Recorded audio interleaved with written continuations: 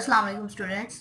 आज का जो हमारा लेक्चर है ये है application of Dalton's law of partial pressure. जैसे कि हम प्रीवियस लेक्चर्स में पढ़ चुके हैं, हमने डाल्टन्स लॉ को एक प्रॉपरली एक्सप्लेनेशन उसकी देखी, उसके बाद हमने उसकी कैलकुलेशन देखी।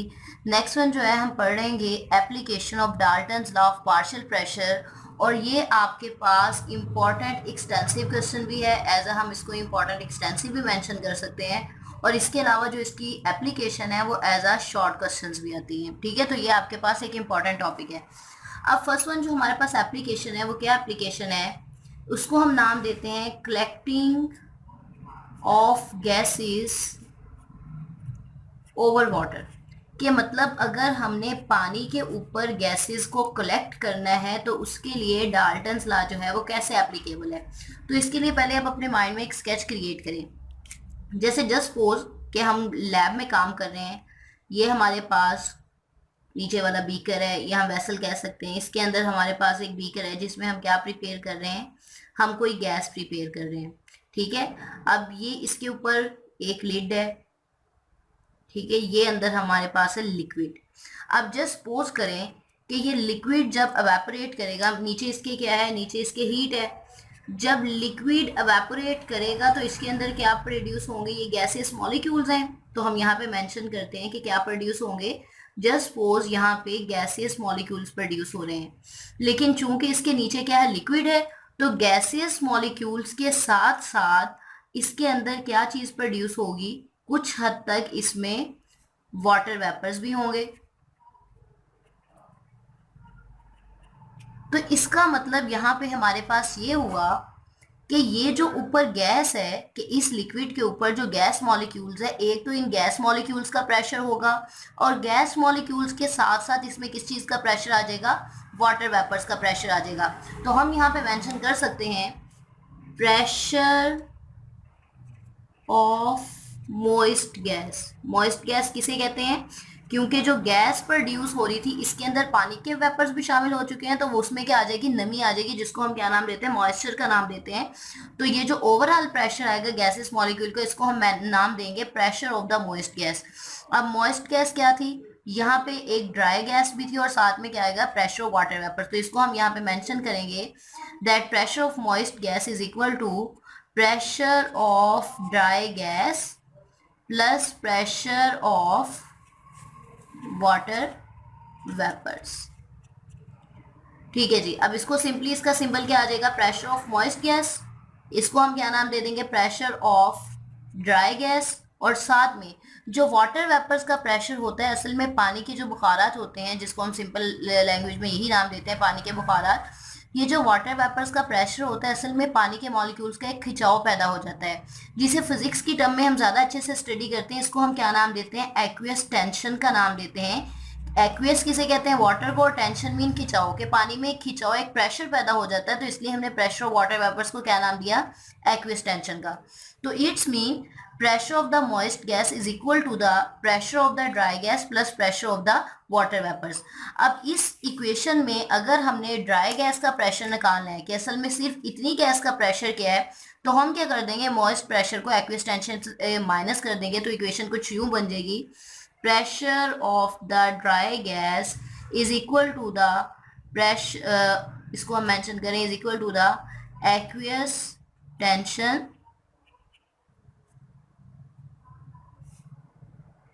Minus pressure of the moist. बल्कि इसको अगर हम ज़्यादा मतलब एक्यूरेट वे में हम इसको रीअरेंज करें, तो प्रेशर ऑफ ड्राई गैस इस तरह से आएगा, pressure of moist gas minus aqueous tension. तो यहाँ पे हमने डाल्टन्स लॉ को यूज़ करते हुए ये एक्सप्लेन कर दिया कि अगर हमने किसी गैस को वाटर के ऊपर कलेक्ट करना हो तो उसका क्या फार्मूला होगा, जो कि मेंशन कर रहा है कि ड्राई गैस का प्रेशर फाइंड आउट करने के लिए हम प्रेशर ऑफ मॉइस्ट गैस में से एक्वियस टेंशन को क्या करेंगे, माइनस करेंगे। यहाँ पे हमारी होती है फर्स्ट एप्लीकेशन कंप्लीट। अब हम आते हैं इसकी सेकेंड एप्लीकेशन पे। सेकेंड एप्लीकेशन क्या है, जस्ट सपोज रेस्पिरेशन। बहुत इंपॉर्टेंट टर्म है, और ये फेमिलियर भी है, मतलब हमारे पास कोई न्यू टर्म नहीं है। रेस्पिरेशन क्या होता है, सिंपल सांस लेने का अमल जो होता है। अब हम यहाँ पे मेंशन करते हैं कि हमारे पास रेस्पिरेशन के प्रोसेस में एक जो गैस होती है ऑक्सीजन, और एक गैस कौन सी होती है, carbon dioxide, CO2। During respiration oxygen को इनहेल किया जाता है और कार्बन डाइऑक्साइड को क्या किया जाता है, एक्सहेल किया जाता है। मतलब हम ऑक्सीजन को क्या करते हैं, सांस लेने के लिए अंदर लेके जाते हैं, दैट इज इनहेलिंग, और कार्बन डाइऑक्साइड को बाहर रिमूव करते हैं, that is called as exhaling. अब क्वेश्चन हमारे पास यहाँ पे ये राइज होता है कि ऑक्सीजन ही क्यों इनहेल होती है और कार्बन डाइऑक्साइड ही क्यों इनहेल होती है। तो इसका आंसर ये है क्योंकि हमारे अंदर हमेशा जो गैस होती है वो किधर मूव करती है, वो मूव करती है from their higher pressure to low pressure. Gas ने कहा मूव करना होता है, अपने हाई प्रेशर से लो प्रेशर की तरफ मूव करना होता है। तो इट्स मीन कि ऑक्सीजन इनहेल होके किस में पहुंचती है, लंग्स में पहुंचती है, और कार्बन डाइऑक्साइड लंग्स से क्या जाती है, बाहर वाले एटमॉस्फेयर में जाती है। तो यहाँ पे एक चीज तो क्लियरली मेंशन हो रही है, हमने यहाँ पे मेंशन किया है कि गैस कहाँ मूव करती है, अपने हायर प्रेशर से लोअर प्रेशर की तरफ मूव करती है। तो अगर ऑक्सीजन एटमॉस्फेयर से लंग्स में आ रही है तो इसका मतलब कि इसका जो प्रेशर है एटमॉस्फेयर में वो क्या होगा, ग्रेटर होगा। जैसे हम मेंशन करते हैं एटमॉस्फेयर में जो ऑक्सीजन का प्रेशर होता है वो कितना होता है, 159 टॉर, जबकि लंग्स में जो ऑक्सीजन का प्रेशर होता है वो किसके इक्वल होता है, 116 टॉर। तो इसका मतलब है जो ऑक्सीजन है वो हायर प्रेशर से कहाँ मूव करती है, लोअर प्रेशर की तरफ मूव करती है। अब सेम अगर हम ले लेते हैं CO2 के केस में, तो CO2 का कुछ इस तरह से कंडीशन है, कार्बन डाइऑक्साइड का जो हमारे लंग्स में प्रेशर होता है वो ऑलमोस्ट 45 टॉर के इक्वल होता है, ठीक है जी। और हमारे एटमॉस्फेयर में जो इसका प्रेशर होता है that is equal to almost 0.3 torr. तो कार्बन डाइऑक्साइड का अंदर प्रेशर ज्यादा और बाहर प्रेशर कम है, तो कार्बन डाइऑक्साइड लंग से कहाँ मूव करेगी, एटमॉस्फेयर की तरफ मूव करेगी। तो यहाँ पे हमारे पास डाल्टन लॉ, एक्चुअल में हम डाल्टन्स लॉ को क्यों इसकी एप्लीकेशन कहते हैं, ये इस वजह से क्योंकि इसमें हम किसको यूज कर रहे हैं, इसमें हम रेफरेंस दे रहे हैं प्रेशर का, ठीक है जी। ये प्रेशर जो है वो एटमॉस्फेयर से लंग्स में मूव करती है क्योंकि बाहर उसका प्रेशर ज्यादा होता है, अंदर क्या होता है, कम होता है। और कार्बन डाइऑक्साइड लंग्स से एटमॉस्फेयर में मूव करती है बिकॉज लंग्स में इसका प्रेशर ज्यादा होता है, एटमॉस्फेयर में क्या होता है, कम होता है। अब हम इसकी थर्ड एप्लीकेशन पे आते हैं। हमारे पास थर्ड एप्लीकेशन क्या है, that is called as a at high altitude. मतलब हम इसको हेडिंग दे देते हैं एट हाई आल्टीट्यूड। आल्टीट्यूड कहते हैं ऊंचाई को। अब जैसे जैसे ऊंचाई मतलब सरफेस एरिया हम जैसे कह सकते हैं कि सी सरफेस है, जैसे जैसे ऊंचाई पे ये समझ लें कि आपके पास एक सी सरफेस है, ठीक है, जहाँ पे हम प्रेशर को स्टैंडर्ड कंडीशन लेते हैं। जैसे जैसे ऊंचाई पे जाते जाते हैं, ज्यादा ऊंचाई पे जाते हैं, प्रेशर क्या होना शुरू हो जाता है, प्रेशर डिक्रीज होता जाता है। अब यहाँ पे अगर हम एप्लीकेशन के अकॉर्डिंग देखते हैं तो हम कहते हैं कि हायर आल्टीट्यूड पे जो पायलट्स होते हैं, पायलट्स का जो कैबन होता है वो क्या होता है, वहां का जो प्रेशर, क्योंकि ऊपर प्रेशर कम है, जब ऊपर हायर एटमॉस्फेयर में प्रेशर कम है तो इट्स मीन कि वहां पे बाहर, जैसे हमने यहाँ पे मेंशन किया था अभी ये एक्सप्लेनेशन की कि सांस लेने का अमल किस तरह से होता है, क्योंकि एटमॉस्फेयर में प्रेशर ऑक्सीजन का ज्यादा होता है और अंदर क्या होता है, कम होता है। अब हम मेंशन कर रहे हैं हाई अल्टीट्यूड में कि जैसे जैसे ऊंचाई पे जाते जाते हैं तो प्रेशर क्या होता जाता है, डिक्रीज। तो इसका मतलब है कि एटमॉस्फेयर में ऑक्सीजन का प्रेशर क्या होना शुरू हो गया है, ऑक्सीजन का प्रेशर हो रहा है डिक्रीज। तो उसके अकॉर्डिंग हम जब ऑक्सीजन का प्रेशर डिक्रीज है तो पायलट्स तो वहां पे इजीली रेस्पायर नहीं कर सकते, सांस नहीं ले सकते।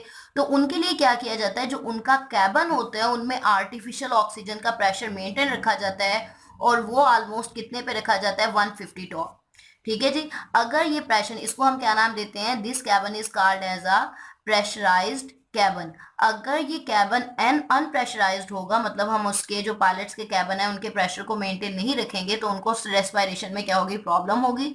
तो जैसे जैसे ऊंचाई पे जाते जाते हैं प्रेशर की कंसंट्रेशन डिक्रीज होती जाती है, तो उसके लिए हमें आर्टिफिशियली कैबन्स को क्या करना पड़ता है, प्रेशराइज करना पड़ता है, ताकि पायलट्स जो हैं उनको कंफर्टेबल ब्रीथिंग मिले, ठीक है जी। ये हमारे पास होगी इसकी थर्ड एप्लीकेशन कंप्लीट, जिसमें हमने जस्ट मेंशन किया कि हायर अल्टीट्यूड पे अगर प्रेशर डिक्रीज होता जाता है तो उसका क्या इफेक्ट आता है।